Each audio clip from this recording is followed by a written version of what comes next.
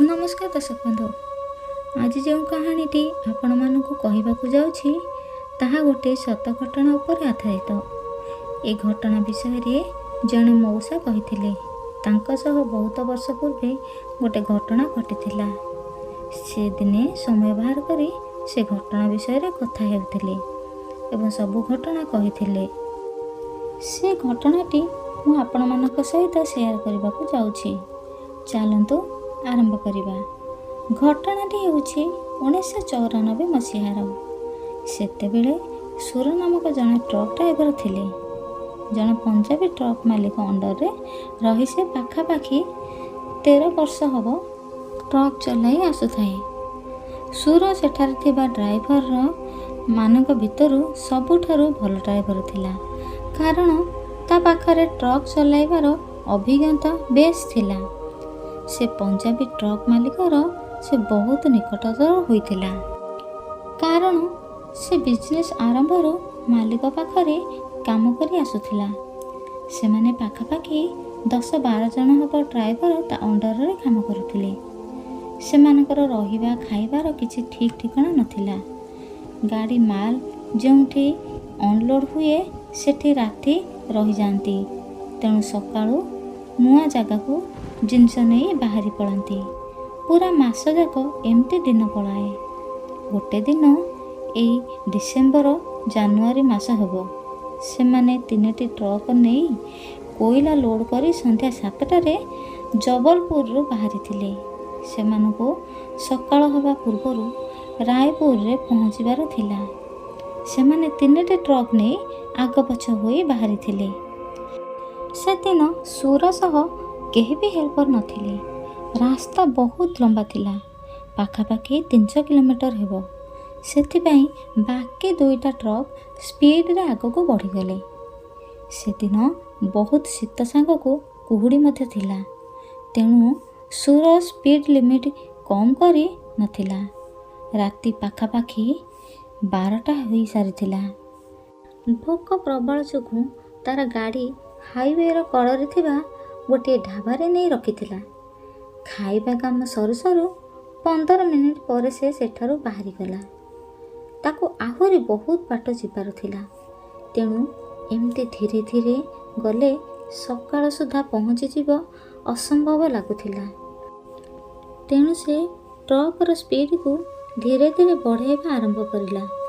राति रे प्रबल कुहुड़ी जोगु से दिन 50 मीटर आग को देखिबा बहुत कष्टकर थिला। गाड़ी हेडलाइट ऑन करी से अनुमान करी आग को बढ़ुथिला। अधा राति रे ट्रक नथिबा जोगु गाड़ी पूरा फुल स्पीड रे थिला। हठात गाड़ी आगरी कौन से एक जिनस जोर रे पिटी होई गेला। प्रथम से किछि जानि पारि नथिला एवं संगे संगे से ब्रेक मारिथिला एवं तळको ओह्लाई से जाई देखिथिला। ता देह थरी उठिला।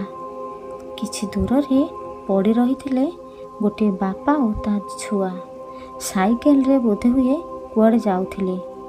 कुहुड़ी राति जोगु सुर को किछि देखा जाउ नथिला एवं से सेमानंक उपरे गाड़ी चढ़ाई देथिला। दीर्घ 12 वर्षर ड्राइविंग भितरे से केबे भी एक्सीडेंट कर नथिला।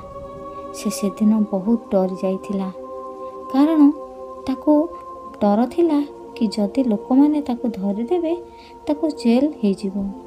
से सेमानको सहाय्य करिबा परिवर्ते से सेठारो ट्रक धरी फेरार होई गेला।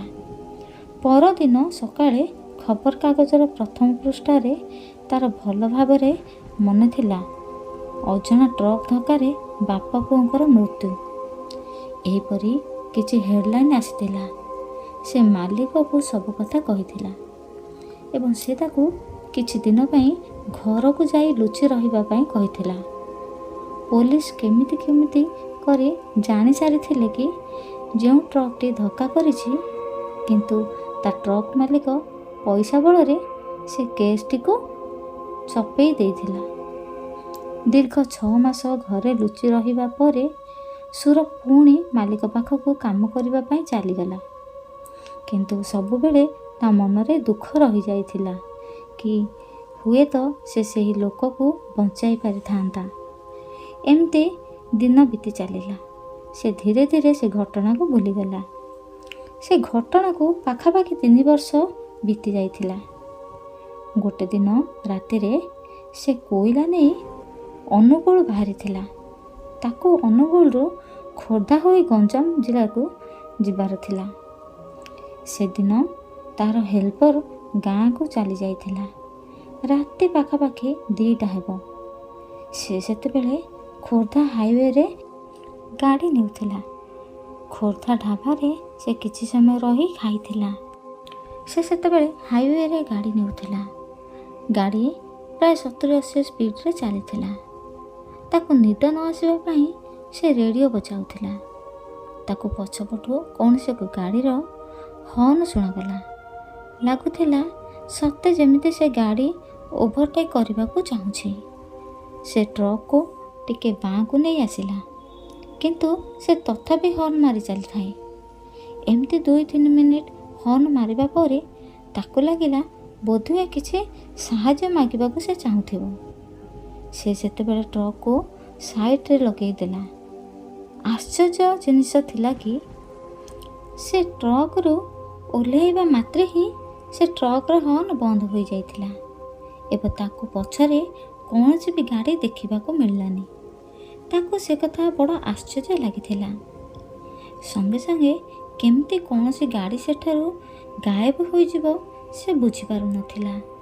ସେ ସେଠାରୁ ଗାଡ଼ି ନେଇ ବାହାରିଗଲା। କିଛି ସମୟ ଯାଇଛି କି ନାହିଁ ତାକୁ ଲାଗିଲା ସତେ ଯେମିତି ତାର ଡାଲା ଉପରେ କେହି ଜଣେ ଅଛି। କୋଇଲା ଉପରେ କେହି ଜଣେ ଚାଲିବାର ତାକୁ ଶବ୍ଦ ଶୁଭିବାକୁ ଲାଗିଲା। ଆଉ ଏମିତି ଶୁଭାଗଲା ସତେ ଯେମିତି ସେ ଲୋକ କୋଇଲାକୁ ଠେଲି ଠେଲି ତଳକୁ ପକାଇ ଦେଉଛି। ସେ ପୁଣି ଗାଡ଼ି ରଖିଥିଲା ଆଉ ଡାଲା ଉପରେ ଚଢ଼ି ଯାଇଥିଲା, କିନ୍ତୁ ତାକୁ ସେମିତି କିଛି ବି ନଜର ଆସିନଥିଲା। ଗାଡ଼ିର ପାଲ ଖୋଲି ନଥିଲା, ଆଉ କିଛି ବି କୋଇଲା ଖସି ନଥିଲା। ସେଦିନ କ'ଣ ଏମିତି ହେଉଛି ସେ ଜାଣିପାରୁନଥିଲା।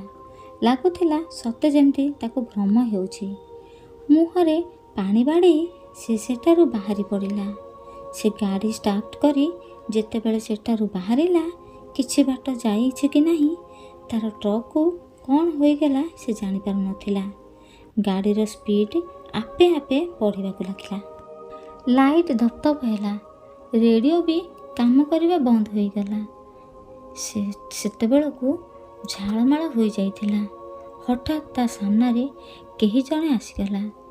ସେ ଜୋରରେ ହ୍ୟାଣ୍ଡେଲ୍ ମୋଡ଼ିଦେଲା ଆଉ ତାର ଟ୍ରକ୍ଟି ରାସ୍ତା କଡ଼ରେ ଓଲଟି ପଡ଼ିଲା। ତା ଉପରେ ସିଟ୍ ମାଡ଼ି ବସିଲା।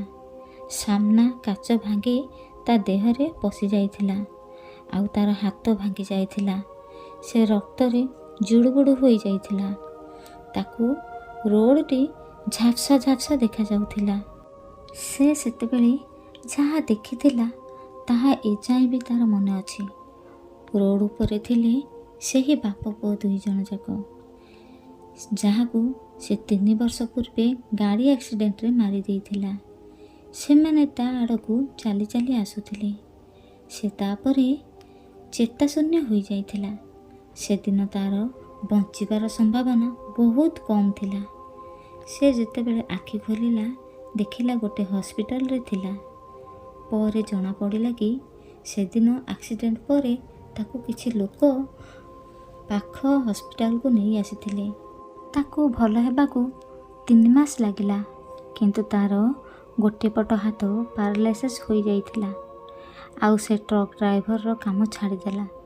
କିନ୍ତୁ ସେ ସେଦିନ ଯାହା ଦେଖିଥିଲା ତାର ଆଜି ଯାଏଁ ବି ମନେ ଅଛି। ତ ଏମିତି ଥିଲା ସେଦିନ ସେ ମଉସାଙ୍କ ସହିତ ଘଟିଥିବା ଘଟଣା। ଦର୍ଶକ ବନ୍ଧୁ, ଆପଣମାନଙ୍କୁ କାହାଣୀଟି କେମିତି ଲାଗିଲା ଆମକୁ କମେଣ୍ଟ ମାଧ୍ୟମରେ ଜଣାଇବେ।